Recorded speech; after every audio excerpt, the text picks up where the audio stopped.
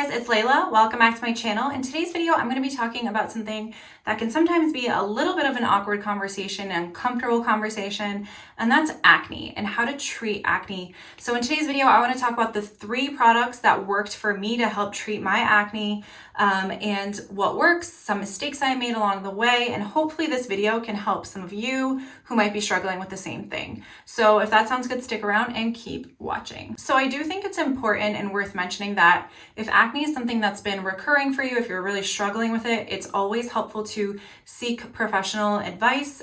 Do not use this video or these recommendations as a substitute for medical advice. So I always recommend kind of seeing a dermatologist as your first step along the way. I think that is really critical.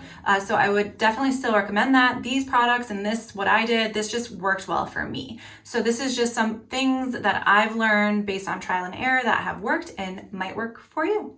I definitely know that when I was younger, I did not have to deal with acne. When I was a preteen, a teenager, in my early 20s, acne was something that I never had to deal with. So dealing with an adult acne when I hit my mid-20s was a tough pill for me to swallow. I didn't understand why it was happening to me. I was just really struggling with it. I was avoiding social settings. I would avoid mirrors. I would avoid going out. I was just really self-conscious about it. So I understand the struggle that it is. I understand how isolating it can be. So we know that there are a lot of different kinds of acne, right? So some people have cystic acne, blackheads, whiteheads, red pimples. So for me, my acne was in the lower half of my face, like on my chin, on just the whole lower half of my face. And it was whiteheads and red pimples.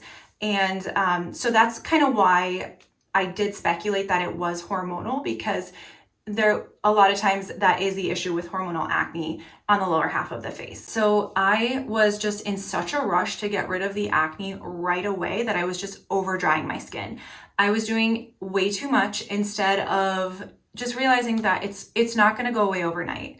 It is a little bit of a process, and as hard as it is to, it's easier said than done, but you have to be a little bit patient because it might take a little trial and error and a little bit longer to get rid of it. Hopefully not, but it is a reality. So I used everything from the Neutrogena Oil-Free Acne Cleanser, the orange bottle that I used when I was a teenager when I would have occasional breakouts.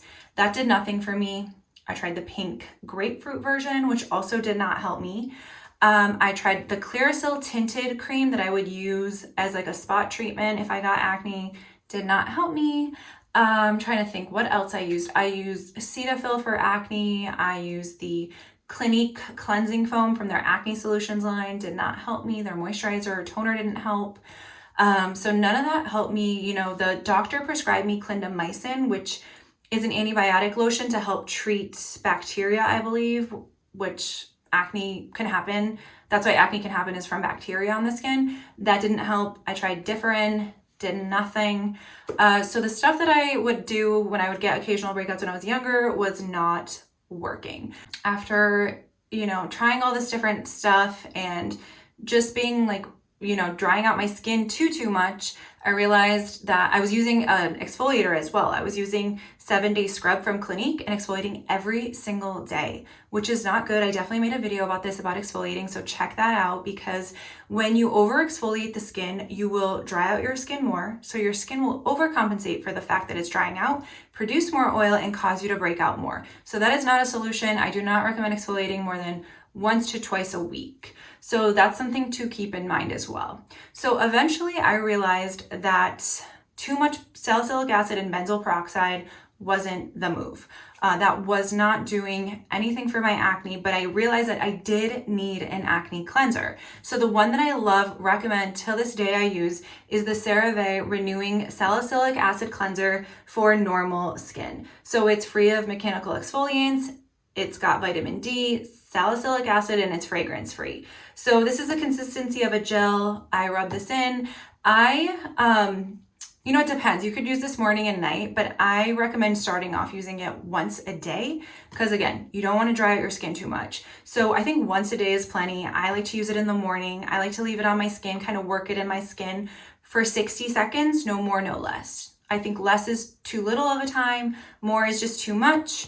And I noticed that when I would do it for longer, my skin would get red and irritated. So once a day is good. I recommend having a substitute cleanser as well to have in rotation. So if you do this in the morning and you want to cleanse at night, I would recommend either the salicylic, the CeraVe. It's like a hydrating facial cleanser. It's got the green bottle, either that one or the Clinique Rinse Off Foaming Cleanser. Both those are really gentle and hydrating. So I recommend, having a hydrating cleanser in rotation as well. So the next product that I would recommend is a good moisturizer. Like I said earlier, toners just did not do it for me. So I would really, really recommend a moisturizer. If you're drying your skin out with the cleanser, you want something that's gonna put the moisture back into the skin. You want something that's gonna hydrate your skin. So the one that I love and recommend, and I've done, a few videos about this so far, it's the Clinique Moisture Surge Auto Replenishing Hydrator. This is a gel moisturizer. It is for all skin types. So it's not going to further dry out your skin. It's not going to make you break out, hopefully, because it's a gel, so your skin's going to suck it right up.